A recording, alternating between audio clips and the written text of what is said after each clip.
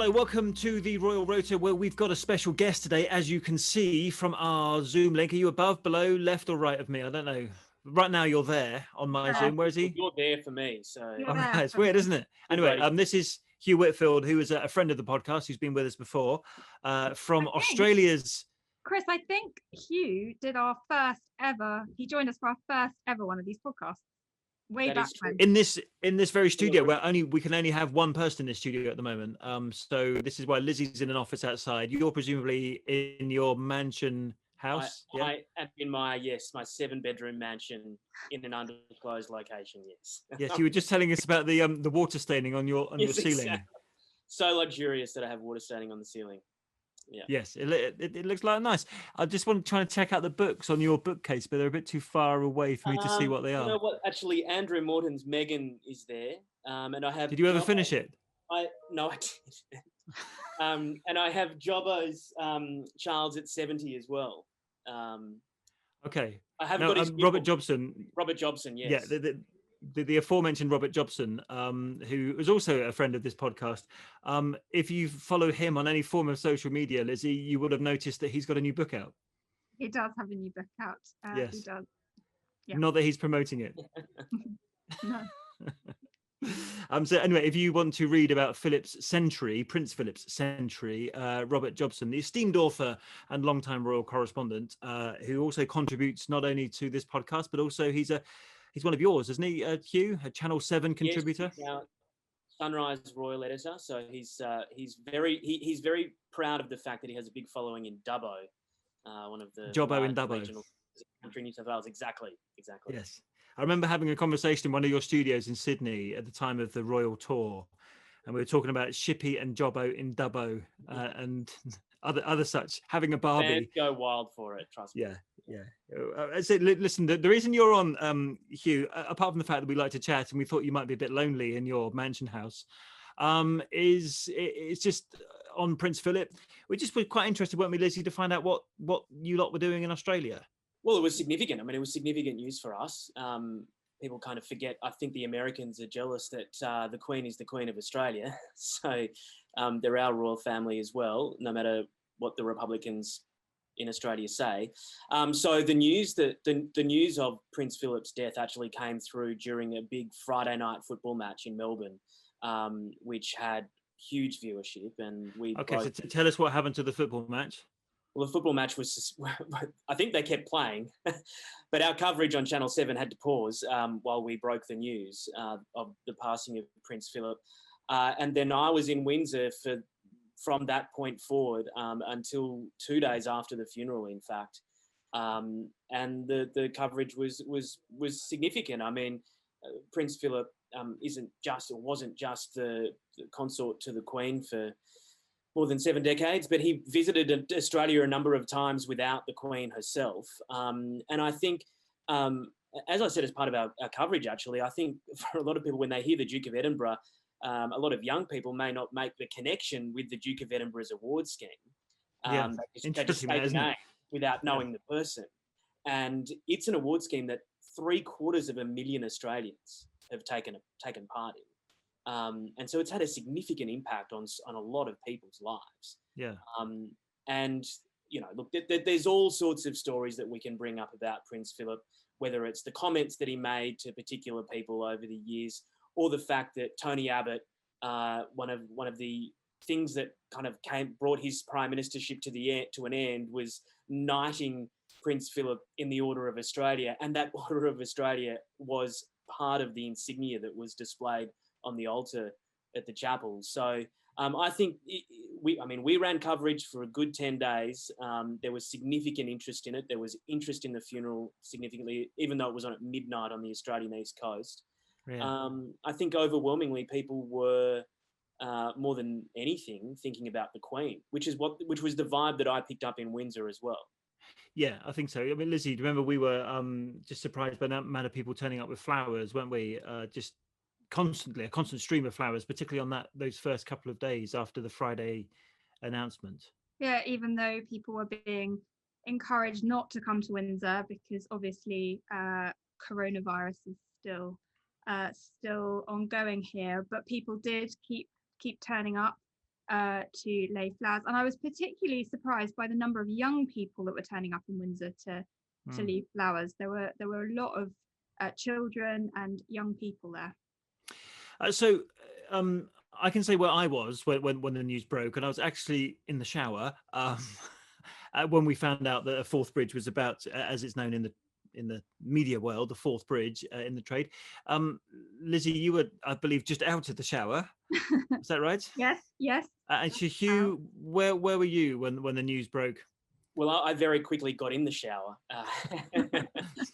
and raced down to the studio. Is that whole working from home? So, oh yeah, I'm just just wearing my tracksuit bottoms and. I mean, I made it. I did make. I mean, you, as I think most people can kind of expect, you get a sense that something is happening, and that did give me time to get into the studio. And obviously, we weren't entirely sure until the news came through from the palace, and I was in the right place at the right time, which was in the studio, so that they could cross to me. And actually, Lizzie, I mean, some of the first calls we were getting on whether or not something had happened weren't from the UK. They were actually some of them were from the other side of the world, weren't they? In Hugh's part of the world.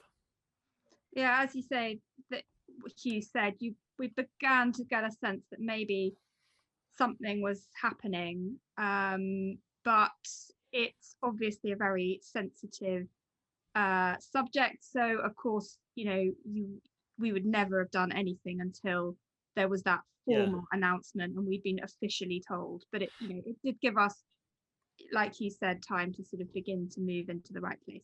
Kind of what I thought though might have happened is because, as you mentioned, Hugh, is the Queen of Australia, just as she's the Queen of New Zealand and Canada and the UK and 14 other realms. It's possible, we're guessing here, but this is probably quite an educated guess, that the palace has to tell the realms, and therefore news started to leak from Australia before it started to leak from the UK. Would that be a correct assumption? Look, without throwing anyone under the bus or under a bus, I think there was a statement from the Governor-General of Australia, David Hurley, very soon after the announcement was made, and there was a pre-recorded statement. So I think that probably gave a few people a sense that something was up. Having said that, though, I feel like, Chris, and I know you both can speak to this as well, we've had similar kind of things before where you think that there is something that has gone terribly wrong. And a rumour has started and rumours run wild, particularly on social media. I was actually surprised that kind of didn't happen this time. There wasn't the social media element of it this time. Yeah. We all had relatively well-informed sources that something had gone wrong. And then, I think in that 10 minutes leading up to the official announcement, people were confident that some news was going to come through, and it was obviously not going to be good.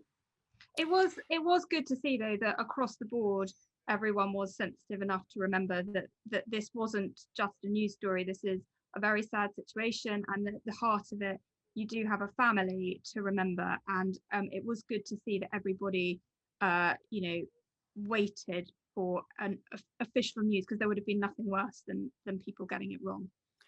I just wanted to raise the whole issue of the media response to it and whether it was disproportionate, because I mean, so on ITV, we ran with it from the moment of the announcement through to about 12 hours later. All other programming, all other commercial breaks were cancelled. The BBC had it on all of their television channels and all of their radio channels, for which there has been a number of complaints. What happened in Australia? I mean, there are other broadcasting channels that we should mention, like Nine and like the ABC, etc. What, believe it or not, what happened? What was the media situation in Australia? Yeah, look, I think the key point is that we did go back to the football after we had made the announcement of the death of Prince Philip. We went back to the football, so people were allowed to continue watching the football. Yeah. And it was about 9:00 at night on the east coast of Australia. So, we didn't really have we don't have a late news on the Friday night. But come the next morning, our breakfast show was on for, I think it was on for 6 hours on the Saturday morning, weekend sunrise from 6 a.m. Right. till midday, with lots of So coverage. what time is that in the UK? So your breakfast show is on evening time here? Yeah, so we were up from 9 p.m. until about 2:33 a.m. in the morning. Wow, okay. On Friday night into Saturday morning, and then that Saturday evening in Australia, so Saturday morning in the UK, more extended coverage, special programs in the prime time, and much of it wasn't just reflecting what had happened here in the UK, but also the reaction in Australia.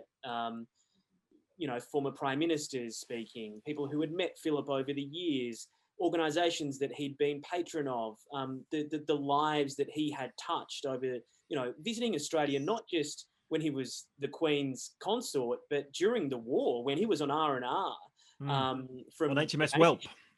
From the Navy ship, that he went to Sydney, and there's some really fantastic old newspaper clippings of his time in Sydney, kind of, I wouldn't say stumbling out of nightclubs in King's Cross, but not far from it. At that point, he was a European royal, Prince of Denmark and Greece. So any royal who visits Australia in that capacity, you only have to think of Prince Frederick of Denmark. He used to cause a little bit of a stir before he met Princess Mary, and now he's one of ours. That's the Tasmanian princess, isn't it? Exactly, yes. Yeah. So if you don't know what we're talking about, there is a prince. Is he the Crown Prince, isn't he? Crown Prince Frederick. She will be his wife is from Tasmania and lives in Denmark and speaks fluent Danish, which is, by all accounts, is not a very easy language to learn. Exactly. So I think, I think there was a lot of news to cover on the Prince Philip story for us. And any complaints about how much you did? No, not that what programming was cancelled. Right. We were certainly aware of the complaints that were coming in to BBC, and I assume to some extent ITV as well, but particularly the BBC. I think all of the BBC channels covered Prince Philip, whereas I think ITV's main channel was, we were rolling news, we were doing that, but actually on ITV2, ITV3, ITV4, they were doing normal programming, so Love Island. Slightly different. You can still watch Love Island if you needed your Love Island fix. I'm sure you're a big fan, Hugh, and of course, yes, totally. Or The Only Way Is Essex, or whatever else you needed to watch. Anyway, so listen. I think those views are quite interesting. I just wondered, Lizzie, what were you doing on the 29th of April 2011? So I, at the time, was working for the Press Association. So that's one of our agencies over in the UK. And I was covering the royal wedding for them, along with everyone else at the agency. Everyone was involved. So there was a royal wedding on the 29th of April 2011. Right. Yeah. Who got married? Kate and William. Right.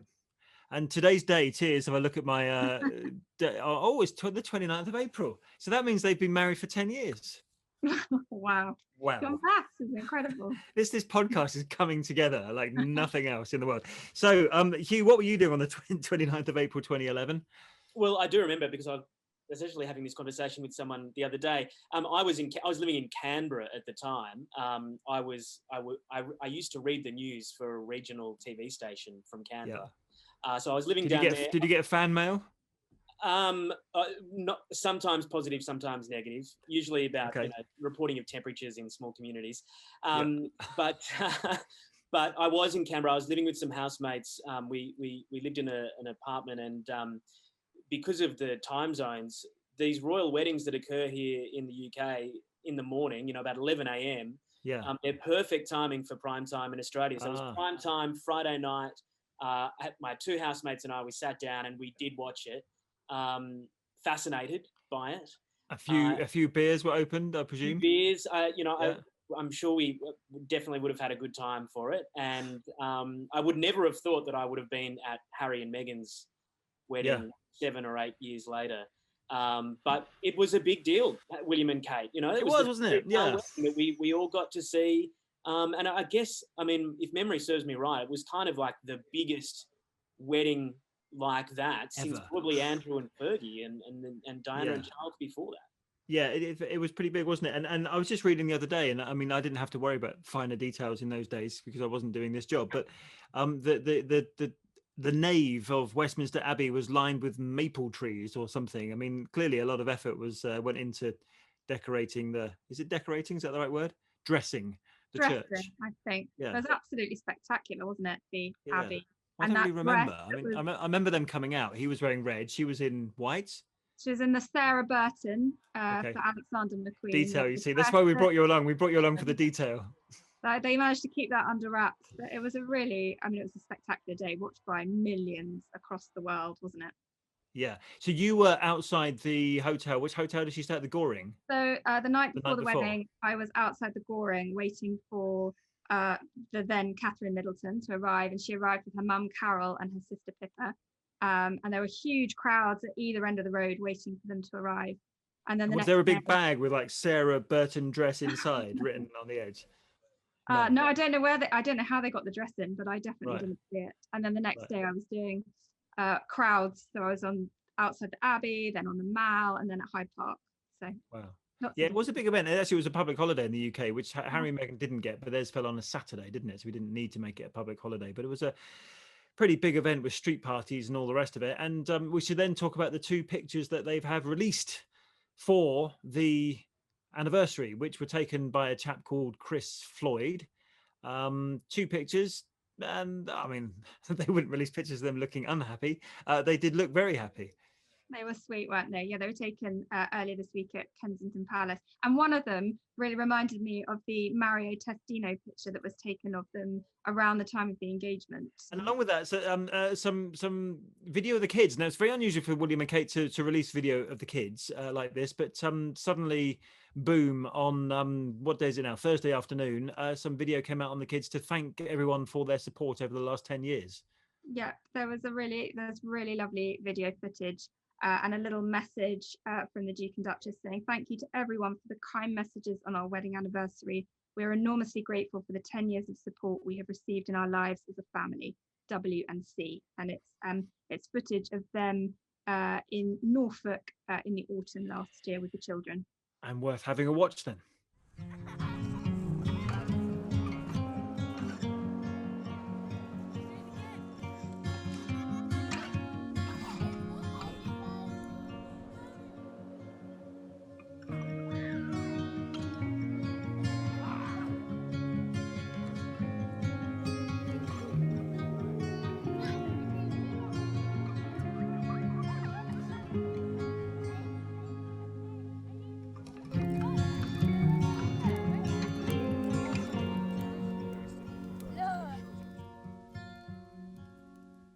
So William and Kate, just a young, fresh couple that they were in 2011 to a family with 3 kids now. I've only covered one of those kids, actually, the birth of Louis.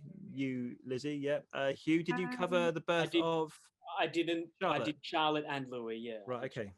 So I did Charlotte before I did this job. I just sort of mucked in and helped, but Louis was my first in the. Louis was your first royal baby, as it were. Yeah. I mean, there's been, it's been an eventful 10 years for them. And I suppose, Kate, well, when you look at the engagement interview that she did with Tom Bradby, and we played a bit, actually, it's on our YouTube channel. It's one of the most watched things on our YouTube channel. It's an interview from 10 years ago that Tom did with William and Kate. She was very much the shy bride to be, wasn't she? Do you remember that interview where she was very nervous about what she was going to say, about what people might make of her, etc.? Contrasted greatly to sort of Meghan's confidence when she did her engagement interview. But yeah, they've come a long way in that time, and Kate's now got her own interests, her own passions, her own foundation, her own work, her own patronages. It's been an eventful 10 years of growth and maturity. I think this period of time, this last 12 months, has really been interesting for them because we've seen inside their lives a little bit more thanks to the Zoom, the way that they've operated the Zoom. And we've heard a little bit more about the homeschooling of the kids and being at home so much. And that, I think, has endeared them more to people about, okay, these people, they're royalty, they have a lot of privileges, but at the end of the day, they're still dealing with, okay, like George needs to do his schoolwork, and I think Charlotte's obsessed with spiders or something, right? So I think that has been good for them. And I watching those pictures from County Durham this week, where they visited the charity and they were at the farm, the way that they interact with people, particularly together, they were seated side by side. They had some of the kids from the charity around them. And the way they interact with people is incredibly natural. A good team in that sense. And they are a very good team, and they seem to, like, you know, we've seen that thing over the last 10 years of that competition between them, whether it's on the boats or hitting the golf balls or the hockey in, was it Sweden or something like that? Yeah, I remember the boats in Germany when they were racing in the boats in a river in Germany somewhere. And I think that has, you know, it's allowed them to show a little bit more of themselves in a very normal way. And Harry and Meghan, you know, there will be an argument that they were able to touch people's lives in ways that the Cambridges can't. But I think the Cambridges are making the very best of the situation that they are in able to bring people. Yeah, maybe the fact that they've spent their pandemic in the UK, you know, sort of locked down as much as you can be locked down in a palace, of course, but locked down kind of like the rest of us have, which I suppose has at least given the impression that they've experienced something of what everyone else has experienced. Would you agree, Lizzie? Yeah, I think, you know, the last 10 years, particularly the Duchess, I think we've really seen her grow into that role. She's incredibly grounded. She's very down to earth. She really wants to learn, and she has, you know, taken her time to form this role and to work with patronages that she really cares deeply about. You know, her early years work, the work around mental health, as well as that amazing project outdoors. And like you were saying, they are a really good team. They work together. There's never one trying to, you know, there's the friendly competition and banter, but they're not trying to outdo each other. They work as a team, and they're on engagements. They're always kind of looking out for each other and where's the other one. And I think they work brilliantly together. I thought the portrait project that Kate oversaw was pretty spectacular as well. It really captured lockdown life in the UK, and also, you know, focused her passion for photography as well, which was pretty successful. And while we're talking about photography, should we see a piece of her latest work? Here he is. Little Prince Louis. Not so little anymore, actually. He's just turned 3, and as is usual for on a balance bike, by the look of things. Get a photo of Louis taken by the Duchess, and it was on his first day of nursery, so he was just about to head off to the Wilcox Nursery School, which is where Princess Charlotte went before him. Did we know he was going to go there? Was that a surprise? Because I either missed it because I was too busy doing funeral stuff, but I didn't know she was going to nursery. I think originally it had been planned that he probably would have gone back in January had it have not been for the pandemic. So he's had to wait a little bit longer. It's a great location, isn't it? It's just literally just around the corner from the Science Museum and the Natural History Museum. It's a nice place to have a nursery. You want to go on a school trip, you don't have to walk too far. And I think it's really nice. I mean, she clearly gets the best out of the children when she's taking photos of them, because they feel so comfortable and happy around her. And it's become, you know, she's clearly a very talented photographer. Listen, Hugh, thank you for joining us from your palatial mansion in West London, presumably. Is it just around the corner from Kensington Palace? North London, actually. Yeah. North London. From where you are. Yeah. Right. So it's been a pleasure having you with us, and we'll see you soon. Thanks, guys. Thank you.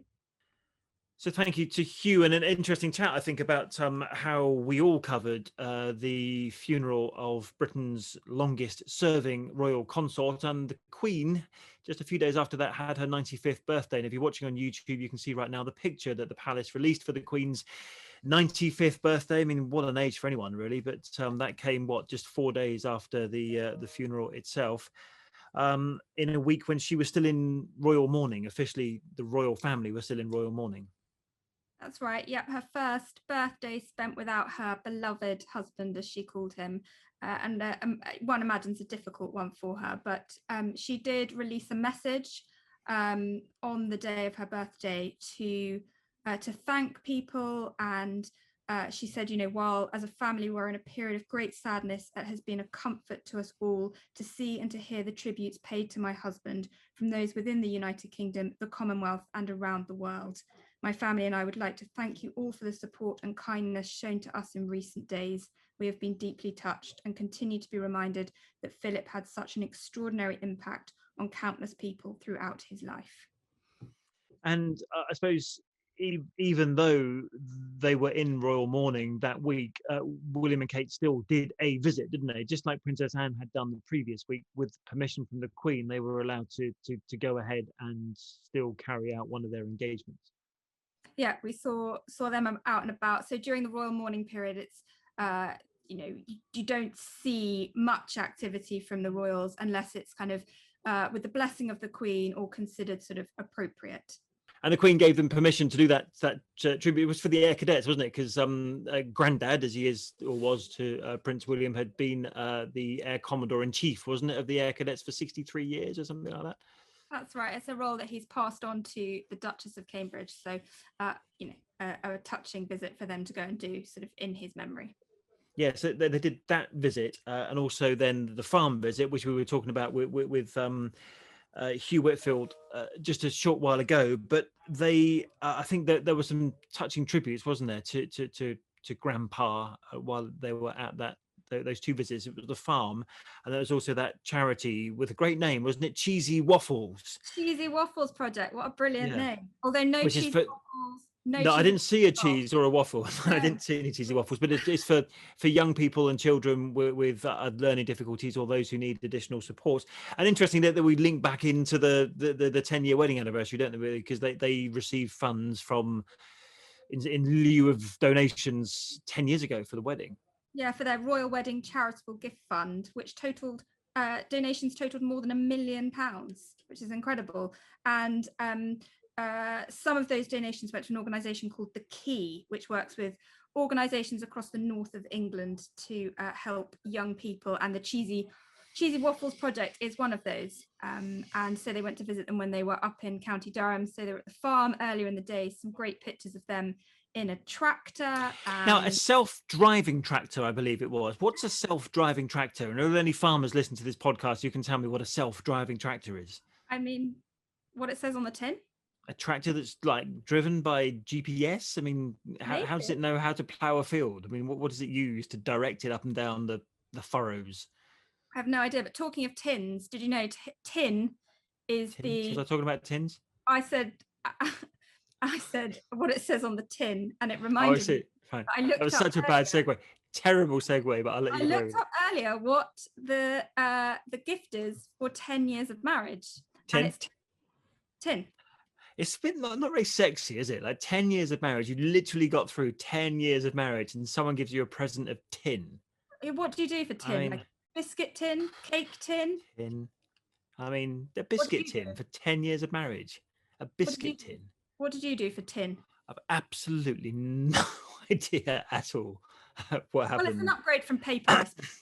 Upgrade from paper. Actually, what did the Queen and Prince Philip get to when their 70th was their platinum? And that sounds nice. Platinum sounds nice. Tin. Yeah, you're in business when you're talking platinum, diamond. Yeah, totally. Tin. Tin of beans, a tin of soup. I mean, a tin. A tin of baked beans. I think you'd be looking for divorce. Yeah, exactly. Yeah, exactly. Grounds for divorce. I wonder what tin-themed present William got Kate for her anniversary. Love to Maybe we'll ask them. To be quite creative. Anyway, with William and Kate. So can we have an interview with William and Kate? We'd like to know what tin-based present they bought each other for their 10th wedding anniversary. Anyhow, so the tractor drives itself. They were in it, talking to the farmers about the pandemic, the impact of the pandemic, and also sustainability. I noticed sustainability crept into that one, which is very much what Prince Charles would talk about if he was going to a farm. So you can see that theme coming in with William stuff now, and with the Earthshot Prize and all the rest of it that we've spoken about on this podcast before. Yeah, just circling back to your original question, which is how we went down this sort of windy path of tin and self-driving tractors. What was my original question? The touching comments to his grandfather, the Duke of Edinburgh. And he met we didn't have them, right? The Waffles Project, still the best name. He met some young people during the visit, and he asked them, do you know my grandfather? Sadly, he died a few weeks ago. He would have been so pleased that you got your awards. And he was talking about the Duke of Edinburgh Award, which of course is one of the Duke's lasting legacies. Of course. Yeah, and actually Hugh was telling us about how in Australia, how many was it? 1/3 he said, or incredible. Yeah, I mean, yeah, in quite so. Now I'm going to attempt a bad segue. The Cheesy Waffles Project had a donation from Kate and William's wedding thing. And there was another donation this week, actually, on a very, I'll stop the segue because it's a very serious subject, is the situation in India. And I think we've all been moved by the terrible situation in many parts of India as COVID continues to ravage that country. And Prince Charles put out a message this week through the British Asian Trust and made a private donation to Oxygen for India, which is an appeal, which when I was looking at it last night, it was very close to its target. I rather suspect it's past it now.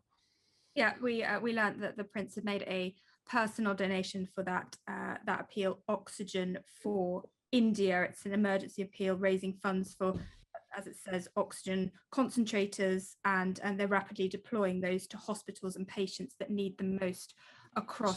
So desperately needed, isn't it? And the situation there is terrible. So a personal message from Prince Charles, wasn't there? Yeah. So the British Asian Trust was founded by Prince of Wales in 2007. He's undertaken 10 official visits to India.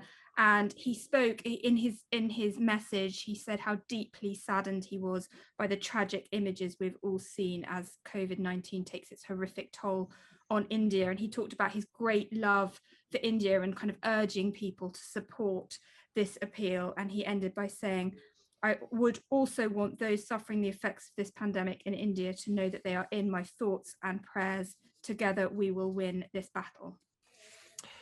Yes, as India has helped others, so now we must help India, was the message from Prince Charles. So if you can give to that fund, there's a Just Giving page.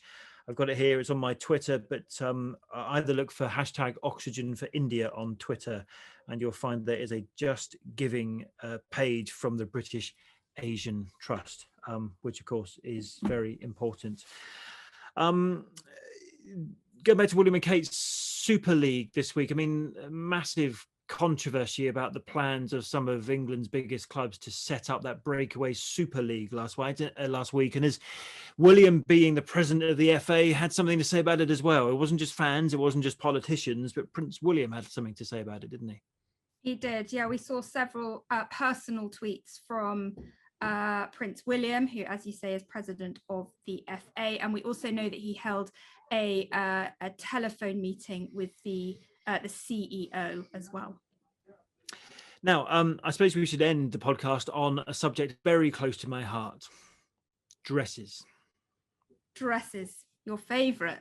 My favourite topic. Now, apparently, the weddings. Yes, we're back to weddings. So actually, we've come full circle. We are now talking about the white dress that Diana wore in 1981. And there was a white dress that Kate wore in 2011. And one of those dresses, the puffy one, is going on display. Is it right to call it the puffy one? Well, no. Yeah, well, okay. Ish. I mean, it was quite, there was a lot of it. Quite a famous designer, wasn't it, for that wedding dress? It was. You can tell us all who.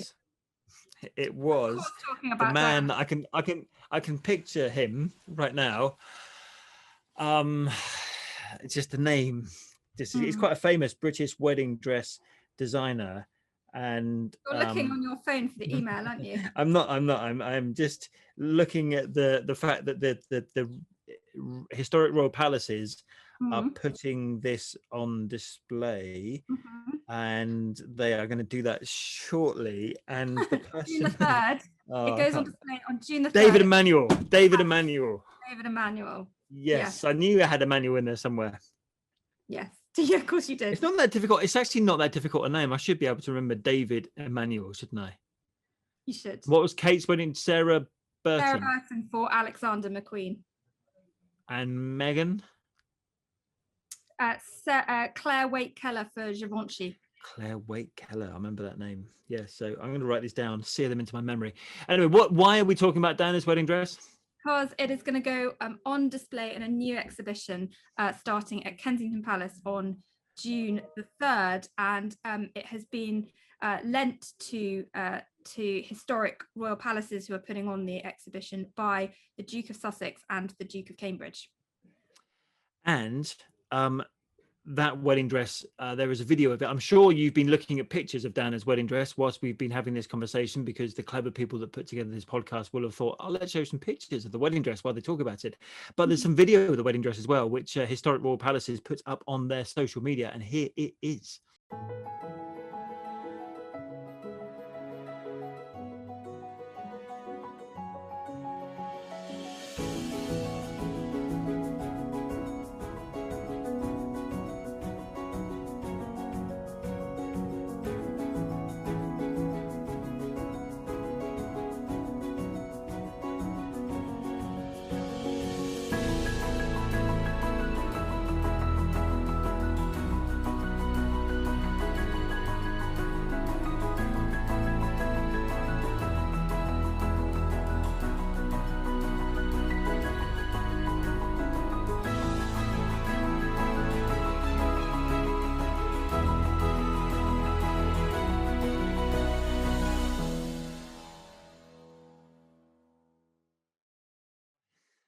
Now, now you've seen the video, what did you think? It was definitely white. It was definitely long. I think this is going to be a hugely popular part of the exhibition. And, Yes. you know, on a serious note, Which palace is it going out? Out Kensington. Kensington Palace, yeah. And on a serious note, Historic Royal Palaces have taken a real hit during the pandemic. Obviously, they go, visit. pay some money, go visit. Yeah, it'll be a huge draw for people, and we will hopefully will go preview, yes. And we can do a nice piece on it. We can do a nice piece. In fact, if you write the script, in fact, you can do the whole piece. So why don't you just do the script and do it, and I'll produce it for you. Oh, okay. We'll have a little roll. I'll set up the interviews. I'll organise the cameras and everything else, and then you can do the VT. Okay. Yeah. All right. Okay. Fine. Deal. Right. Done. Okay. So we look forward to Lizzie's reports on the wedding dress of Princess Diana. And in the meantime, we hope you enjoyed the eclectic podcast that we had this week. It was a bit antipodean. It was a bit looking back at the media coverage of Prince Philip's funeral. We were looking forward, and we also spoke about an anniversary. I mean, you got a bit of everything. Had babies in it as well. We've had a bit of everything. Lots of birthdays and anniversaries this month. So. Right, we've got a meeting to go to, so we better say goodbye. We're half an hour late currently, so do you think they'll let us in? Have to see. Let's see. See you Hope next they're week. not waiting for us. That would be awkward.